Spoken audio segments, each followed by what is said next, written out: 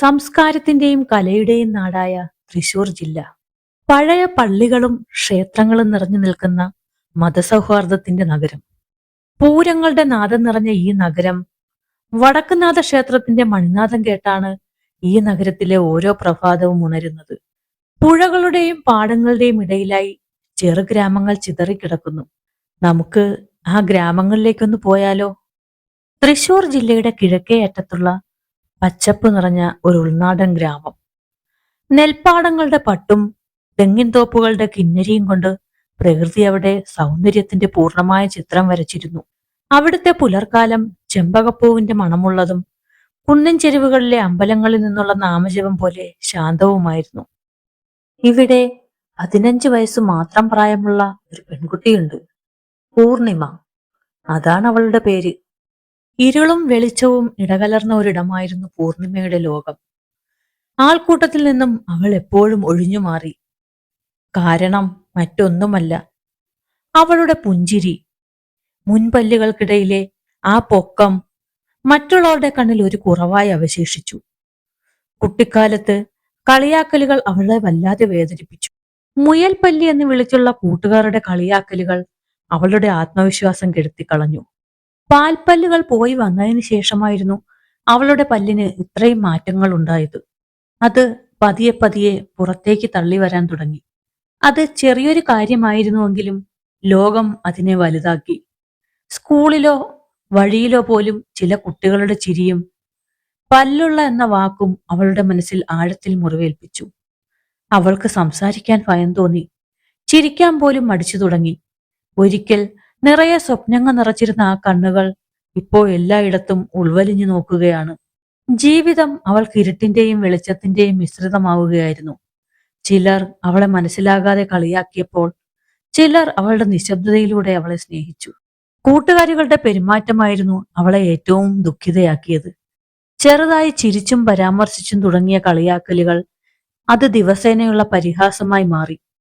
Lunch ബ്രേക്കിൽ പോലും അവൾ ഒറ്റയ്ക്കിരുന്നു. മറ്റുള്ളവർ അവളെ കണ്ടാൽ മുഖം തിരിഞ്ഞു ചിരിക്കും.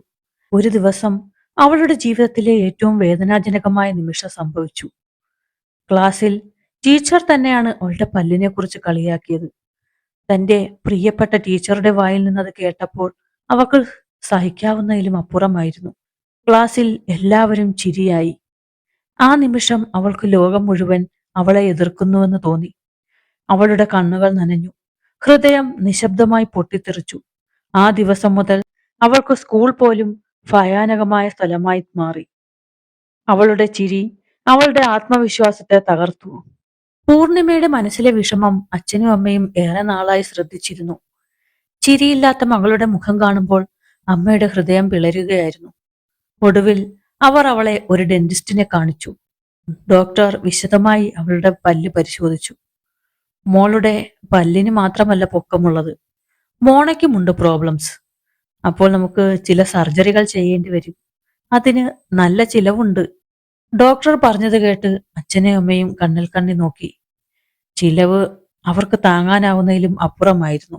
ഹോസ്പിറ്റലിൽ പോയി തിരിച്ചെത്തിയ ശേഷം അച്ഛൻ സാമ്പത്തിക രേഖകളും ബാങ്കിൽ നിന്നുള്ള കടം തിരിച്ചടവിന്റെ കണക്കുകളും വെച്ച് ഗൗരവത്തോടെ ഇരിക്കുകയാണ്. പൂർണിമയുടെ പല്ല് ശരിയാക്കുന്നതിനെ കുറിച്ച് ചർച്ച ചെയ്യുകയാണ് അച്ഛനും അമ്മയും. ഡോക്ടറെ കണ്ടപ്പോൾ പറഞ്ഞ ചെലവ് അത് ചെറിയ തുകയല്ല, നമുക്ക് താങ്ങാവുന്നതിലും അപ്പുറമാണത്. എന്റെ ബാധ്യതകൾ തീർന്നിട്ടില്ല. ഇപ്പോൾ ഒരു ലോൺ എടുക്കാനും നമുക്ക് എളുപ്പമല്ല. അച്ഛന്റെയും അമ്മയുടെയും വിഷമം കണ്ടപ്പോൾ പൂർണിമയുടെ ഉള്ളം നീറി. അവളുടെ വേദന മാതാപിതാക്കളുടെ സാമ്പത്തിക ഭാരമായി മാറുന്നത് അവൾക്ക് സഹിക്കാൻ കഴിഞ്ഞില്ല. ഈ കുറവ് എന്റെ മാത്രം പ്രശ്നമാണ്. ഇതിനു വേണ്ടി എന്തിന് എന്റെ അച്ഛനെയും അമ്മയെയും കടക്കണിയിലാക്കണം? എന്റെ മോണയിൽ സർജറി ചെയ്യുന്നതിനെ കുറിച്ച് ഓർക്കുമ്പോൾ എനിക്ക് പേടിയാകുന്നു അമ്മേ. അത്രയും റിസ്ക് എടുക്കുവാൻ ഞാൻ തയ്യാറല്ല. വേണ്ടച്ചാ, ഇത് വേണ്ട. ഇത്രയധികം പൈസ ഇതിനു വേണ്ടി കളയണ്ട. ഞാനിപ്പോൾ ഇതിനെക്കുറിച്ച് ചിന്തിക്കുന്നില്ല. എനിക്കിപ്പോൾ എന്റെ പല്ല് ശരിയാക്കണ്ട. സാമ്പത്തിക ബുദ്ധിമുട്ടും മോണയിലെ അധിക സർജറി ഭയവും ചേർന്നപ്പോൾ പൂർണിമ തന്റെ വിഷമം ഉള്ളിലൊതുക്കി. ചികിത്സയെക്കുറിച്ച് സംസാരിക്കുന്നത് പൂർണ്ണമായും അവൾ ഒഴിവാക്കി. ആ തീരുമാനം അവളുടെ ഒറ്റപ്പെടലിനും വിഷാദത്തിനും ആക്കം കൂട്ടി. ഇനി ഈ കുറവ് എന്നെന്നും തന്നോടൊപ്പം ഉണ്ടാകുമെന്ന് അവൾ ഉറപ്പിച്ചു. അങ്ങനെ അവളുടെ സ്കൂൾ കാലഘട്ടം കഴിഞ്ഞു. കോളേജിൽ വെച്ചെങ്കിലും കാര്യങ്ങൾ മാറുമെന്ന് അവൾ പ്രതീക്ഷിച്ചു. എന്നാൽ കോളേജിലും സ്ഥിതി വ്യത്യസ്തമായിരുന്നില്ല. കൂട്ടുകാരുണ്ടായിരുന്നെങ്കിലും ഒരു സൗഹൃദ സംഭാഷണത്തിനോ ഗ്രൂപ്പ് ഫോട്ടോ എടുക്കുമ്പോഴോ അവൾ പുറകിലേക്ക് മാറി നിന്നു. പൊതുവേദികളിൽ സംസാരിക്കാൻ അവസരം ലഭിച്ചാൽ പോലും അവൾ ഒഴിഞ്ഞു മാറി. സൗന്ദര്യ മത്സരങ്ങളെക്കുറിച്ചും മോഡലിംഗിനെ കുറിച്ച് സംസാരിക്കുന്ന പെൺകുട്ടികളുടെ കൂട്ടത്തിൽ അവൾ ഒരു ഭയം നിറഞ്ഞ മൗനമായിരുന്നു. മോഡലിംഗ് എന്ന വാക്ക് കേൾക്കുമ്പോൾ തന്നെ അവൾക്ക് സ്വപ്നം കാണാൻ പോലും ഭയമായിരുന്നു. ഒരു മോഡലിന് വേണ്ടത് തികഞ്ഞ സൗന്ദര്യവും കുറവുകളില്ലാത്ത പുഞ്ചിരിയുമാണ് എന്നായിരുന്നു അവളുടെ വിശ്വാസം. പലപ്പോഴും ഒറ്റയ്ക്കിരിക്കുമ്പോൾ അവൾ ചിന്തിച്ചു, എന്റെ ഈ കുറവ് കാരണം ഞാൻ എവിടെയും എത്തില്ലേ, എന്നെ ആരും ഇഷ്ടപ്പെടില്ലേ. അവൾ ആരോടും പരിഭവം പറയാതെ തന്റെ മുറിയിലെ ഇരുളിൽ ആ കുറവിനെ ഒളിപ്പിക്കാൻ ശ്രമിച്ചു. സമൂഹം വെച്ചു പുലർത്തുന്ന സൗന്ദര്യ സങ്കല്പങ്ങൾ അവളെ ഒരു ഇരുണ്ട മുറിയിലേക്ക് തള്ളിയിട്ടു. ഒരു മഴയുള്ള സന്ധ്യാസമയം പൂർണിമ വല്ലാത്ത നിരാശയിലായിരുന്നു. മുറിയിൽ മങ്ങിയ വെളിച്ചം മാത്രം. അവളുടെ കയ്യിൽ ഒരു ഫാഷൻ മാസികയുടെ പഴയ പതിപ്പുണ്ട്. പൂർണിമ കയ്യിലുള്ള മാസിക വെറുതെ മറച്ചു നോക്കുകയാണ്. ഓരോ പേജിലും കാണുന്ന കുറവുകളില്ലാത്ത സൗന്ദര്യമുള്ള മോഡലുകളുടെ ചിത്രങ്ങൾ അവളെ കൂടുതൽ വേദനിപ്പിച്ചു. എനിക്കൊരിക്കലും ഇവരെ പോലെ ആകാൻ കഴിയില്ല എന്നവൾ മനസ്സിൽ പറഞ്ഞു. അവൾക്ക് വല്ലാത്ത ദേഷ്യം വന്നു. അവൾ ആ മാസിക ദൂരേക്കെറിഞ്ഞു. അവൾ എറിഞ്ഞ മാസിക അവളുടെ മുറിയിൽ ചിന്നിച്ചിതറി. മുറിയിൽ ചിന്നിച്ചിതറിക്കിടന്ന ആ മാഗസിനിലെ ഒരു പേജിലേക്ക് അവളുടെ കണ്ണുകൾ പെട്ടെന്നുടക്കി. The power of the imperfect smile എന്നായിരുന്നു ആ പേജിൽ ഉണ്ടായിരുന്നത്. ആകാംക്ഷയോടെ അവൾ ആ മാസിക എടുത്ത് ആ ഫീച്ചർ ശ്രദ്ധയോടെ വായിക്കാൻ തുടങ്ങി.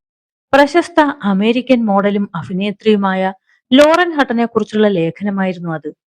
വിടവുള്ള പല്ലുകൾ കാരണം ലോറൻ ഹട്ടനെ പല ഏജൻസികളും ഒഴിവാക്കിയ കഥ അവൾ വായിച്ചു. എന്നാൽ തന്റെ കുറവിനെ ഒരു സവിശേഷതയായി കണ്ട് ലോകത്തിലെ ഏറ്റവും വലിയ മോഡലിംഗ് കരാർ അവർ നേടിയെടുത്ത എന്ന ഭാഗം എത്തിയപ്പോൾ പൂർണിമയുടെ കണ്ണുകൾ വിടർന്നു.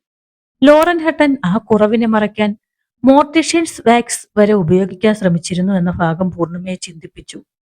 താൻ എങ്ങനെയാണോ അതുപോലെ തന്നെ മറ്റൊരാൾ ലോകം കീഴടക്കിയിരിക്കുന്നു. അവളുടെ മനസ്സിൽ വർഷങ്ങളായി മൂടിക്കിടന്ന നിരാശയുടെ മഞ്ഞുമല അലിഞ്ഞു തീരുന്നത് പോലെ തോന്നി. മാസിക നെഞ്ചോട് ചേർത്ത് പിടിച്ച് പൂർണിമ പതിയെ കട്ടിലിൽ എഴുന്നേറ്റിരുന്നു. ജനലിലൂടെ പുറത്തേക്ക് നോക്കി. അവൾ ആദ്യമായി ആത്മാർത്ഥമായി ചിരിക്കാൻ ശ്രമിച്ചു. അത് ഒരു മാറ്റത്തിന്റെ തുടക്കമായിരുന്നു. അവൾ തന്റെ മുടി ഒതുക്കി നന്നായി വസ്ത്രം ധരിച്ചു. കണ്ണാടിക്ക് മുന്നിൽ നിന്നും ആത്മവിശ്വാസത്തോടെ ചിരിക്കാൻ പരിശീലിച്ചു. തുടക്കം ഒരു വെല്ലുവിളിയായി അവൾ ഏറ്റെടുത്തു. അവൾ ഒരു പ്രാദേശിക മോഡലിംഗ് ഏജൻസിയെ സമീപിച്ചു. അവിടെയും അവൾക്ക് നിരാശയായിരുന്നു ഫലം. നിങ്ങളുടെ പുഞ്ചിരി ഇതൊരു ഫാഷൻ ലോകത്തിന് ചേർന്നതല്ല എന്നായിരുന്നു ഒരു ഏജൻസി ഉടമയുടെ പ്രതികരണം.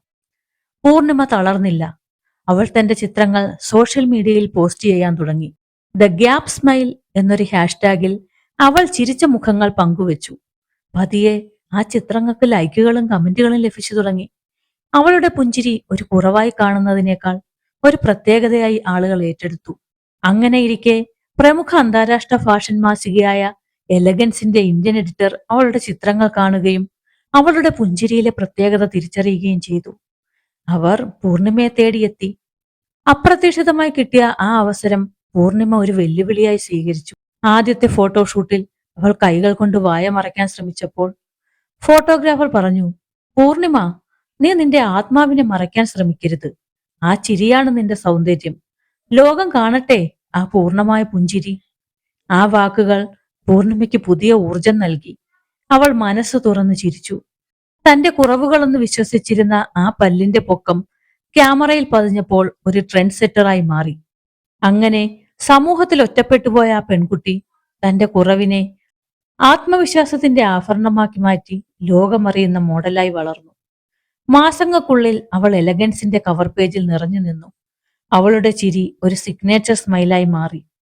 ഒരു വലിയ ഫാഷൻ ഷോയുടെ റാമ്പിൽ പുഞ്ചിരിച്ചുകൊണ്ട് നടന്നു നീങ്ങുന്ന പൂർണിമയുടെ ചിത്രം എല്ലാവരും നിറഞ്ഞ കൈയോടെ സ്വീകരിച്ചു. അവൾ തിരിഞ്ഞു നോക്കി ചിരിച്ചപ്പോൾ ആ പൊക്കമുള്ള പല്ലുകൾ ലോകത്തിന് നൽകിയ സന്ദേശം ഒന്നു മാത്രമായിരുന്നു. നിങ്ങളുടെ കുറവുകളെന്ന് നിങ്ങൾ വിശ്വസിക്കുന്നത് ലോകം കണ്ടെടുക്കാൻ പോകുന്ന നിങ്ങളുടെ ഏറ്റവും വലിയ സൗന്ദര്യമായിരിക്കാം.